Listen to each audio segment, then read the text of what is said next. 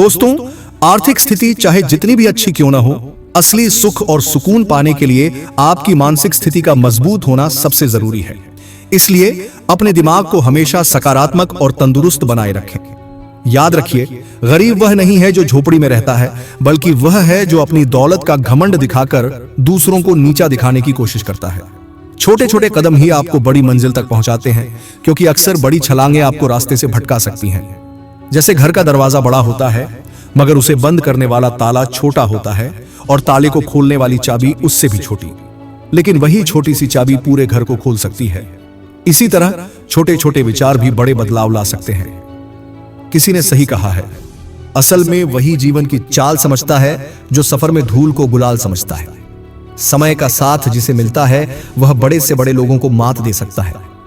दुनिया की सच्चाई बड़ी अजीब है। अमीर के घर में बैठा कौआ भी मोर नजर आता है, जबकि गरीब का भूखा बच्चा अक्सर चोर समझा जाता है। इंसान की अच्छाई पर लोग अक्सर चुप रहते हैं, लेकिन अगर बात बुराई की हो तो गूंगा भी बोलने लगता है।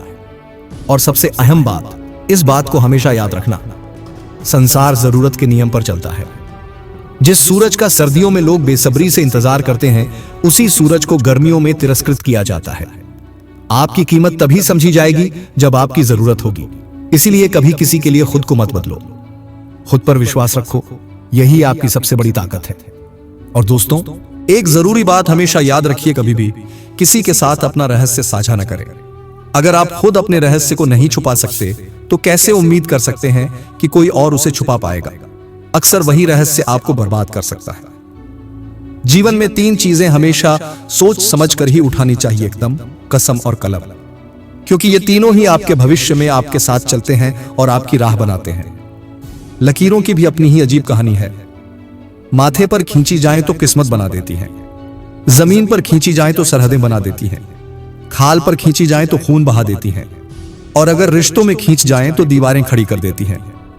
गीता में भी लिखा है, अगर आपको कोई अच्छा लगता है तो अच्छा वह नहीं बल्कि आप हैं, क्योंकि अच्छाई देखने की नजर आपके पास है। याद रखना, इंसान की फितरत भी अजीब है। वह किसी की कद्र सिर्फ 2 बार करता है। एक बार जब वह उसे पाने से पहले चाहता है, और दूसरी बार जब वह उसे खोने के बाद याद करता है। किसी ने बहुत खूबसूरती से फर्क बताया है, उम्र और जिंदगी में फर्क यह है कि जो वक्त अपनों के बिना बीते वो उम्र है, और जो अपनों के साथ बीते वही असली जिंदगी है। और याद रखना, न तो कद बड़ा होता है, न ही पद बड़ा होता है। असल में बड़ा वही होता है जो मुसीबत के वक्त आपके साथ मजबूती से खड़ा रहता है। कभी कभी अपने उसूल भी तोड़ने पड़ते हैं, यहां तक कि वहां भी हाथ जोड़ने पड़े जहां गलती मेरी नहीं थी। और अजीब बात है, जिनके मुंह में बदजुबानी और चेहरे पर नकाब होते हैं, अक्सर वही लोग जिनके बही खाते खराब हैं, मेरा हिसाब लिए फिरते हैं। याद रखना, शतरंज में वजीर और जिंदगी में जमीर अगर मर जाएं तो समझो खेल खत्म हो चुका है। मैंने देखा है इस जमाने का एक अजीब सच, लोग बहुत जल्दी थक जाते हैं रिश्ते निभाने में। और मधुमक्खी भी चाहे जितनी मीठी क्यों ना हो, जब डंक मारने का वक्त आता है तो वो भी नहीं चूकती।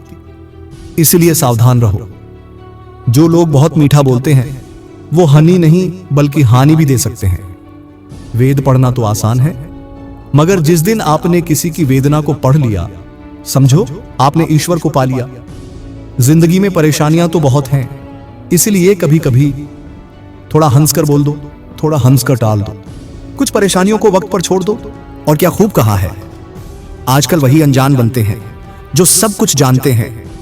जिंदगी में 2 सच्चे मित्र जरूर होने चाहिए, कृष्ण जो खुद न लड़े फिर भी जीत पक्की कर दे, कर्ण जिसके सामने हार हो फिर भी साथ न छोड़े।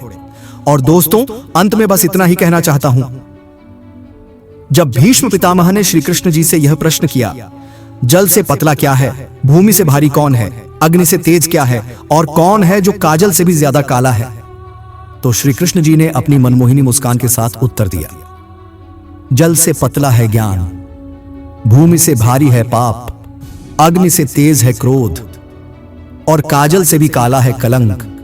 तो दोस्तों, आशा करता हूं कि आपको इस वीडियो से काफी कुछ सीखने को मिला होगा।